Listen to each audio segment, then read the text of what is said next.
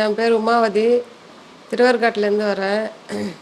எனக்கு psoriasis problem ஒரு 7 வருஷமாக இருக்குது. நீங்கள் எவ்வளோ ஹாஸ்பிட்டலெல்லாம் பார்த்தேன், சரியாகல. கையில் கால்லாம் வெடிப்பு வெடிப்பாகி சொரிஞ்சு நைட்டெல்லாம் தூக்கம் கிடையாது. ஒரே அழைத்தான். அது எப்படி இப்படி தீரப்போகுது, எப்படி செய்ய போகிறோன்னு சொல்லிட்டு ஒரே அழைத்தான். எந்தெந்த ஹாஸ்பிட்டலுக்கு போனாலும் சரியாகலை. எப்படி செய்யறதுன்னு நைட்டில் 12 1 மணி ஆனாலும் தூக்கம் கிடையாது. ஏந்து உட்காந்து சொரிஞ்சு அழுதுக்கின்னு பாத்ரூம் போய்க்கின்னு கை கழுவிக்கின்னு படுத்துக்கின்னு இப்படியே தான் பண்ணின்னு இருந்தேன்.